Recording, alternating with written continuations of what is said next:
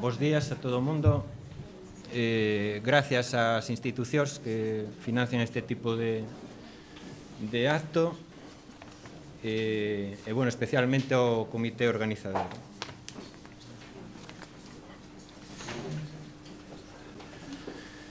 O Castro de Punta Ostreira foi obxecto dunha afección moi grave en novembro do ano 2000. O xulgado número 2 do penal de Santiago de Compostela impuxo unha sanción económica ao propietario, estimando ademais necesaria a realización dunha valoración das obras susceptibles de ser realizadas para restituir as estruturas ao estado anterior a esta afección.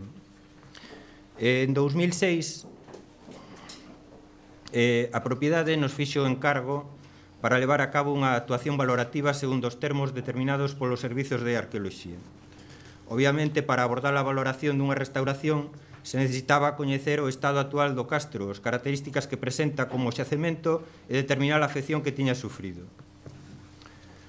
O programa debía abordar dúas fases. A primeira fase comprendía tres apartados diferenciables pero relacionados: control da limpeza de vegetación do entorno, realización das sondaxes arqueolóxicas e levantamento topográfico con delimitación das estruturas do castro e do sector afectado. Vou pasar algunha filminha.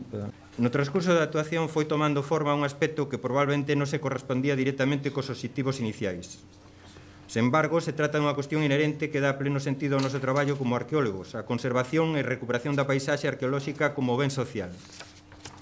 En última instancia, as actuacións arqueolóxicas non poden ter outro fin que a recuperación, valoración e conservación da paisaxe arqueolóxica. Neste caso, a valoración da restitución do xacemento pasaba necesariamente pola súa consideración dentro dun contexto determinado, un entorno histórico monumental no que concurren factores públicos e privados que aconsellan unha intervención garantindo a súa conservación e integración na paisaxe actual. Así, pois, vela aí a relación que no caso concreto deste xacemento existe entre arqueoloxía e paisaxe. Vou dar uns datos de localización agora para o que ande un pouco que non sepa moi ben onde se localiza o castro. Os Castriños, Punta Ostreira ou incluso Punta dos Castriños se localiza dentro da finca chamada Maño Beiramar, na parroquia do Xobre, no concello da Pobra do Caramiñal. Está situado na mesma liña de costa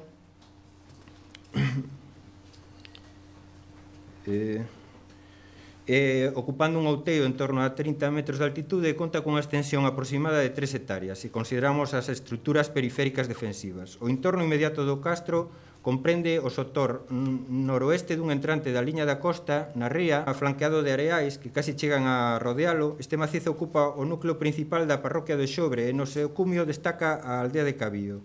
Por outra parte, esta rotura de liña da costa actúa como escollera, formando un porto natural que protexe a bahía das principais ventos tormentosos. O sustrato, segundo a folla do IGME, comprende un sector de... O sustrato, aquí se ve un pouco a intensidade da desfeita que se fixo no castro. Este sería o sustrato de predominio xistoso,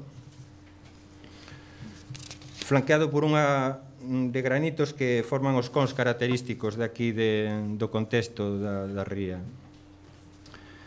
O contexto histórico, vou deixar aquí un pouco as referencias que se coñecen documentais. A parroquia do Xobre está vinculada históricamente ao antigo señorío de Torres Xunqueiras. Foi probablemente Esteban de Xunqueiras, capitán das forzas do arcebispo Fonseca, quen impulsou os freis franciscanos asentados na Miserela se instalaran no Xobre. E precisamente en documentación xerada polo traslado do convento, onde aparece a primeira referencia coñecida sobre o castro, no ano 1474, Ares de Collans, escudeiro do de Xunqueiras, cede parte do foro que tiña no Xobre pertencente a San Pallo de Antaltares para que os freires levantaran un novo convento. Na concreción do terreo repartido se menciona expresamente a existencia do castro. En nome de Deus, amén. Cuarta-feira, 20 días andados do mes de julio do Señor Jesucristo de 1474 anos, estando en o agro que está junto coa iglesia de Santa María do Jobre, detrás da capela de dita iglesia, contra o mar e castro que se chama da ciudad. Está, pois, documentalmente subrayada a existencia do castro, non? Con a peculiar toponimia de ciudad. Este corresponde ao arquivo parroquial, como vedes aí está todo organizado para que o que teña máis interés. Asimismo, consta a partir do século XVII documentación referida ao muro construído polos freires para defender a propiedade do convento en 1655 e a capela de Santa Lucía, que se levanta nun montículo artificial que a modo de baluarte defensivo final se localiza no cumio do castro. A primeira proba documental da existencia desta capela sería de 1633, na que os franciscanos se refiren á ermita del Monte Alberne. A documentación e outras referencias sinalan o uso continuado da mesma hasta non hai moito tempo. Antecedentes recentes do castro. As primeiras referencias recentes da existencia do castro de Puntostreira aparecen na tesiña de Xerardo Agrafoxo Pérez, no ano 81. No 86 aparece, no 82, perdón, aparece publicada en Brigantium. No 1991, no curso dunha prospección da comarca do Barbanza, realizada a estancias da Dirección Xeral de Patrimonio, foi inventariado este xacemento e actualmente se identifica coa clave Galicia 15.067.002. No 1996 se pretendeu instalar un camping nesta propiedade, proxecto que foi denegado pola Comisión de Patrimonio Histórico Provincial, posto que non se adecuaba ás exixencias de protección do castro. No ano 98, os propietarios solicitaron permiso para traballos de deforestación que foron autorizados no 99 coa especificación de que non se podía efectuar a extracción de cachopas das árbores. Sin embargo, en novembro de 2000 se realizou un arrasamento do terreo no que interveu unha pala de cadeas.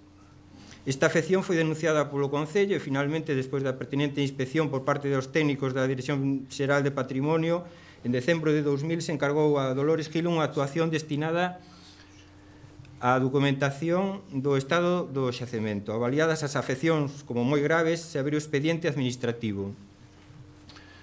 Aquí se ve un pouco a intensidade que o que falábamos antes sobre o sustrato de xisto en que se... O xuíz condenou ao propietario do castro unha sanción económica e solicitou á Dirección Xeral de Patrimonio que se realizase unha valoración das accións necesarias para a restauración das áreas afectadas. E aquí onde comeza o proxecto de sondaxe que se realizou. Por encargo dos propietarios da parcela, presentamos en marzo de 2006 un proxecto de actuación nos termos exixidos polos servizos de arqueoloxía. É dicir, o programa de actuación comprendía dúas fases, a sondaxe con limpeza previa e topografía do xacemento, a valoración da restauración en sí. Autorizado o proxecto en maio, se iniciou a nosa actuación en xullo, segundo o programa previsto. Limpeza de vegetación. Despois de case 6 anos desde que se realizaran os desmontes obxecto de sanción, a vegetación invadira novamente todos os sectores e facía inevitable unha limpeza previa. Esta se realizou combinando medios manuais, sobre todo en áreas que parecían pouco afectadas pola afección e onde se consideraba que os medios mecánicos presentaban algún risco. Continuada de xeito intermitente durante o mes de xullo, se deron por rematados os traballos de limpeza finalmente en setembro. A topografía do castro se realizou en setembro de 2006. Se empregou un GPS da Casa Tocon con precisión centimétrica e se tomou como base de referencia o vértice de Forcadas, ou Forcados, creo que. Este levantamento permitiu un axuste da propia sondaxe á realidade topográfica. Se realizou unha toma de 1.200 puntos do sector do castro e se procedeu á instalación de 4 bases de referencia, a partir das que se dispuxeron máis tarde as catas de sondaxe do proxecto. No transcurso da sondaxe se utilizou unha estación total GTS 239 da mesma casa para o alineamiento das catas e referencia dos resultados obtidos. O principal objetivo da sondaxe era unha toma de contacto coa realidade do castro, posto que non se coñecía exactamente o estado do mesmo, con vistas a unha posible restauración. Se planearon catas de predominio longitudinal en base a 2 eixes paralelos, disposición que, segundo nos parecía, podería dar o mellor resultado ofrecendo unha panorámica xeral das estruturas orixinais do castro e da estratigrafía do mismo. Ademais, pensábamos que esta disposición facilitaría técnicamente, checado o caso, a súa integración nas posibles actuacións de restauración relacionadas que se estaban valorando. Tivemos en conta nesta disposición a localización das estruturas coñecidas en parte pola estratigrafía presente nos perfiles do muro que pecha a propiedade polo sur, pero tamén polo esbozo e descripcións das estruturas do castro do informe de arqueóloga Dolores Gil de xaneiro de 2001. Outro dos planeamentos da disposición de catas era a flexibilidade no número de catas e nas súas dimensións. Inicialmente se planearan entre 4 e 10 catas opcionais para, segundo se realizaba a sondaxe, abrir as que se consideraban máis axustadas aos intereses, localización de estruturas e caracterización do xacemento. Se considerou que, primando o sentido longitudinal, se conseguía unha maior rendabilidade na localización e seguimento das estruturas. Así, pois, se planearon catas entre 10 e 20 metros de longitude por 1,5 de anchura. Posto que un dos puntos onde mellor se recoñecía a intensidade do arrasamento era no perfil do muro que cerra a propiedade polo sur, se planeou tamén a realización dun perfil que coincidía aproximadamente co perfil longitudinal da superficie do castro, onde se apreciaban globalmente os desmontes efectuados. Por outra parte, se necesitaba contar cunha perspectiva dos estratos culturais, é dicir, precisar a súa potencialidade como xacemento.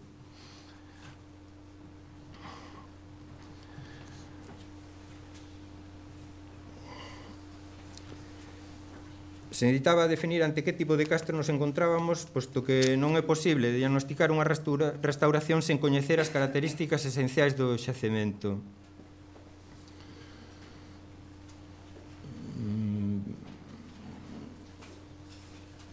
Aquí esta é a cata que se fixo na Croa, onde se pensaba que iba a ser máis rendable a estratigrafía, onde sería máis representativa do contido do castro. Está en superficie moi alterado, pero conserva unha das capas de sedimentación que podemos decir natural, que precede ao nivel de ocupación do castro, que aproximadamente estaría en esta cota. Sin embargo, hai grandes irregularidades, hai entradas que non se sabe exactamente a que corresponden, non todas son achacables ás últimas obras realizadas, e hai cortes que permiten pensar que houbo intervencións antigas no castro, algún tipo de exploración por parte ou ben de aficionados ou incluso máis antiguas, cando se construiu o muro para aproveitar pedra. Non sei, é realmente unha estratigrafía bastante complexa. Non se coñecía con exactitude que partes do castro se conservaban. De feito, se sospetaba que os denominados traballos de tala arrasaran o castro case totalmente, exceptuando un pequeno sector. Os informes previos calculaban unha superficie total de 10.844 metros cuadrados, dos que se quedaban sen alteración solamente 1.200. Segundo se realizaba a sondaxe, se foi facendo patente que, a pesar do arrasamento das estruturas defensivas do castro, permanecían subxacentes estratos en alteración. Nas primeiras catas abertas C1 e C2 se localizaron vestixios de estruturas desmanteladas. A ver si...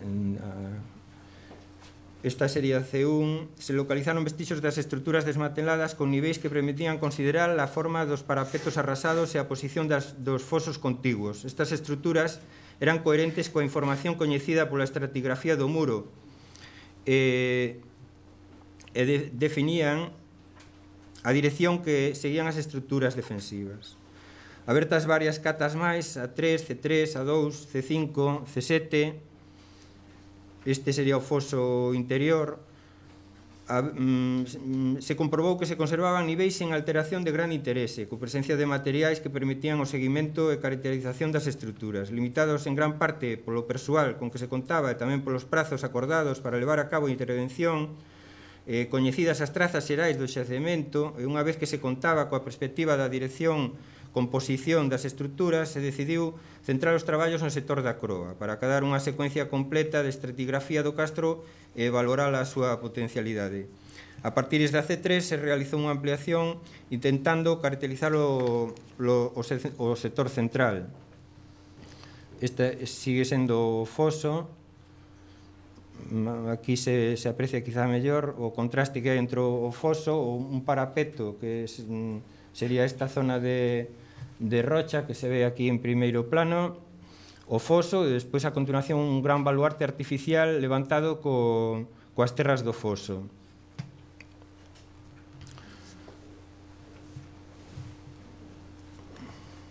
Aquí vemos tamén un dos parapetos e o foso, non hai unha relación continua, empeza o parapeto e sigue na curva hacia o foso, inda que aquí se detecta un nivel nesta zona que parece que é o de construción do foso, precisamente, do parapeto, a partir do que se construe este parapeto.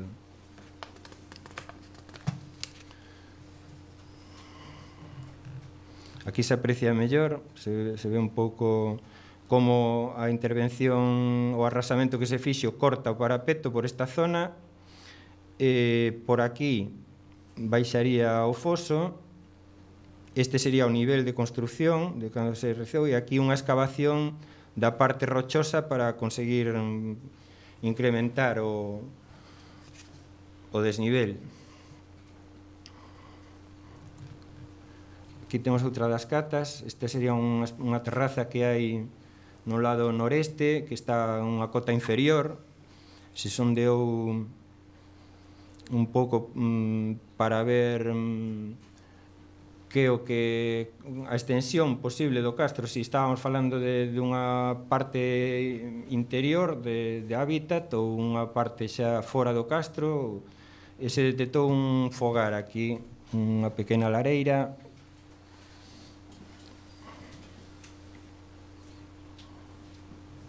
Nun aterrazamento que hai nunha cota inferior á croa. Bueno, a estratigrafía deste sector do interior da croa alberga un nivel superficial irregular moi alterado, con presencia de materiais modernos mesturados. Nos tramos menos afectados baixo este nivel aparece unha capa de sedimentación con presenza de materiais que precede o solo de ocupación do castro, caracterizado por materiais castrexos típicos, vamos.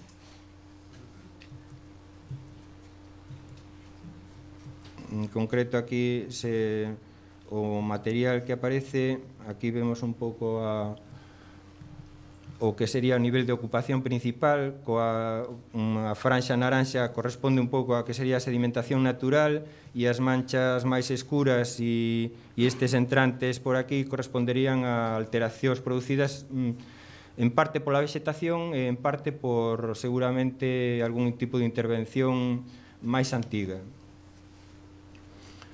Especialmente destacaría un acubillo de armas dentro deste nivel que pensamos que estaba soterrado, por iso chamamos acubillo, que aquí esta é unha das cabanas, a estrutura de cabana, que parece que está bastante completa, o primeiro aspecto longitudinal, lóxicamente, se recolleu solamente un sector. Están asociadas a este nivel de ocupación numerosos fragmentos cerámicos en proceso de estudio que en liñas xerais son coherentes co castrexo 2, coa segunda idade do ferro. Están presentes no conxunto bordes reforzados, cerámicas con decoración en S, romboides. Vamos a ver se chegamos a... Aquí vemos un pouco a estrutura, hai uns rebaixes aquí, unha estrutura dun poste, un rebaixe dun poste, hai unha especie de canalización, o que se ve que hai unha preconcepción do castro antes de facer as cabanas, probablemente.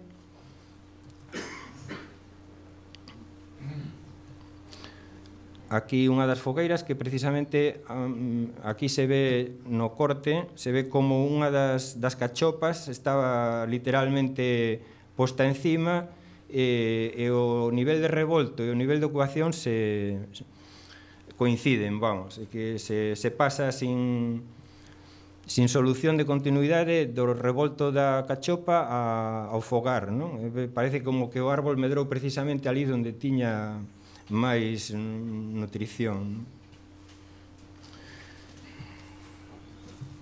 Estábamos falando da cerámica, me parece.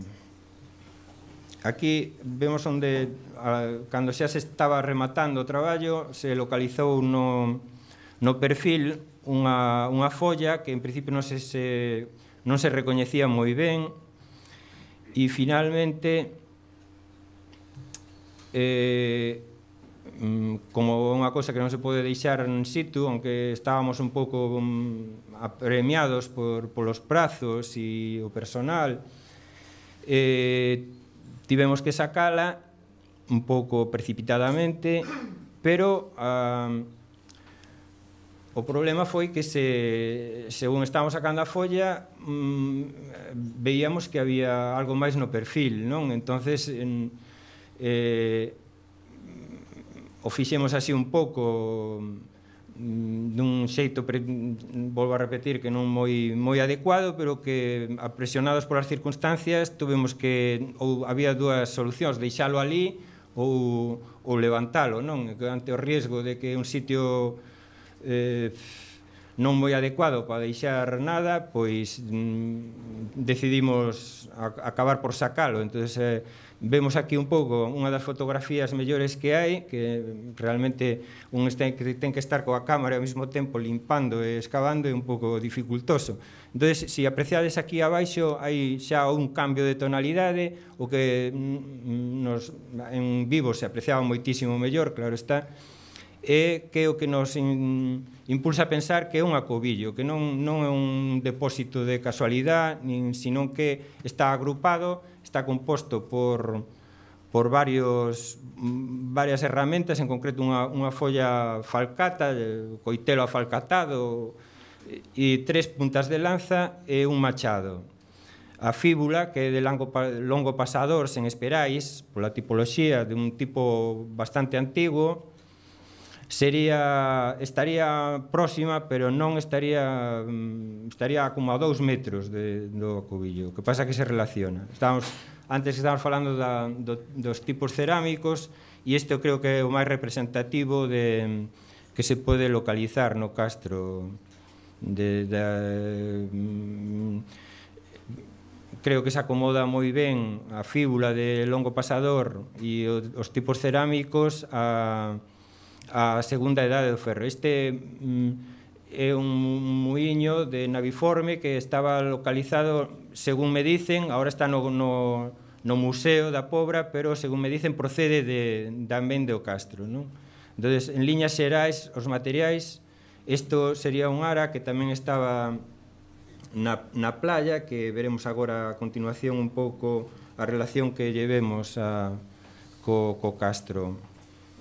Aínda sin confirmar, é posible que haxa algún fragmento de cerámica púnica. O que pasa é que o material está en estudio e realmente non se pode decir ninguna cousa con certeza.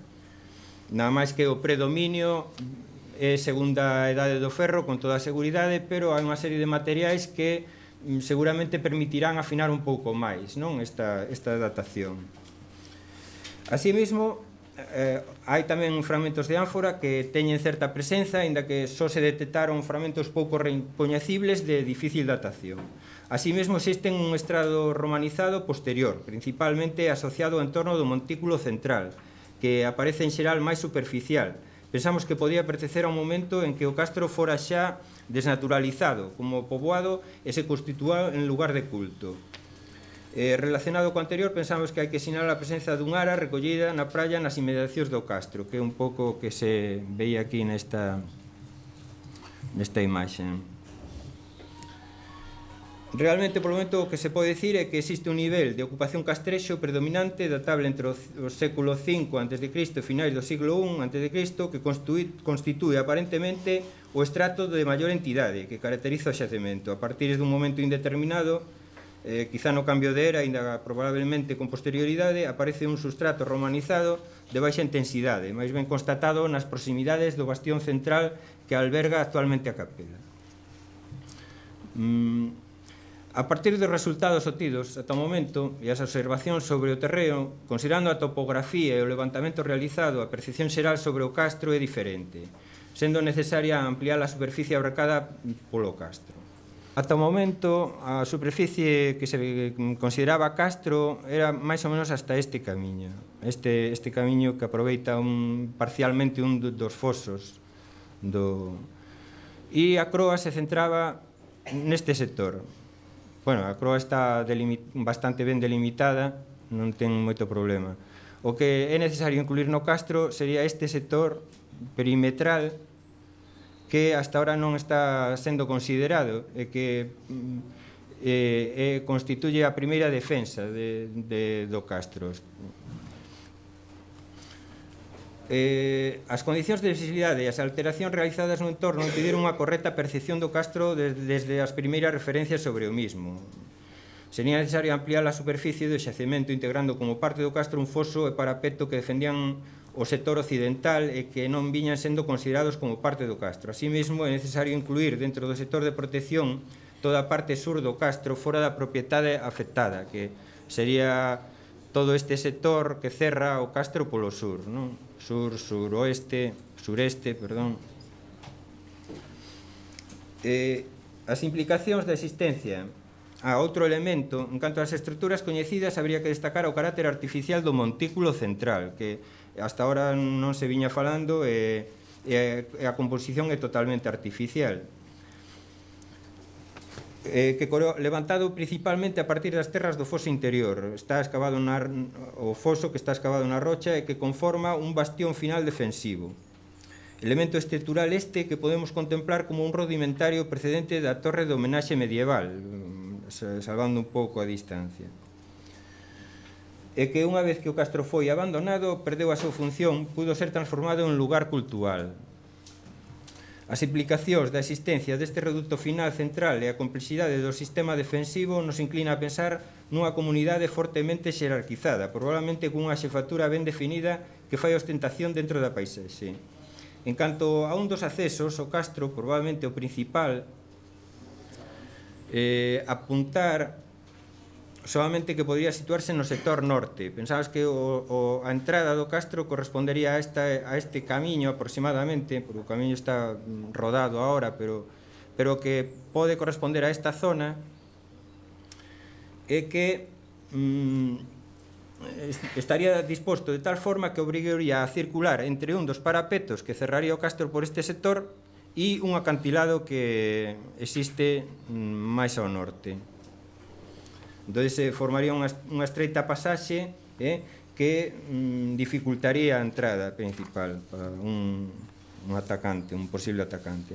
Esta complexidade estrutural das defensas do castro de gran eficacia poliercética impide pensar únicamente nunha función simbólica ou de prestixio na orixe das estruturas defensivas. Valoración e perspectiva de restauración, que era en definitiva o que nos motivou. Para realizar unha restitución das áreas afectadas sería necesaria unha ampliación da sandaxe a unha excavación en área do sector afectado. Aínda así, habería que interpolar unha parte importante das alturas dos parapetos. Probablemente non se pode realmente conseguir unha reproducción exacta, pero é lícito considerar unha restitución aproximada. O que, sin dúbida, é necesario para unha restitución do castro é unha actuación complexa que aborde primeiro o estudio do castro como xacemento. Como vemos, hai niveis que están sin estudiar, e unha vez caracterizado, aborde a súa restitución parcial ou integral ao estado original. Os resultados da sondaxe realizada non poden ir máis alá de establecer a importancia do castro como xacemento, dar conta da información que alberga para a investigación e o seu interese dentro do contexto do Castrexo de Galicia. Outra consideración imposta pola propia dinámica de actuación, considerando o xacemento no contexto social no que está inmerso e a traxectoria de alteracións producidas no castro e nos arredores, sería a necesidade de incluir o xacemento e malo seu entorno unha vez recuperado dentro da paisaxe cultural do Barbanza. É difícil seleccionar os enclaves máis sobresaíntes desde o punto de vista da paisaxe no contexto da comarca do Barbanza. Agora ben, se temos en conta a importancia do castro como xacemento, a súa monumentalidade e perceptibilidade no entorno, a situación privilexiada integrada nun enclave natural e histórico, así como a súa proximidade, o núcleo de Pobra de Caramiñal e áreas de lecer estival, cobra sentido unha posta en valor que transformaría a inercia de alteración e destrucción do xacemento nunha recuperación da paisaxe do entorno para o benestar común. a conservación e restitución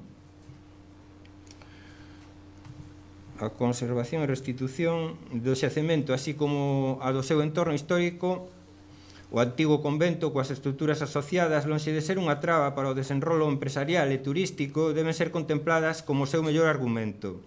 Hai que considerar, ademais, a este respecto, que dentro dos plans urbanísticos para o sector está prevista a instalación dun paseo que recorre o tramo de costa do Castro, o cal estaría en perfecta consonancia coa restitución do xacemento e a súa integración como paisaxe arqueolóxico activa na paisaxe actual. E nada máis, hasta aquí é a miña intervención. Muchas gracias.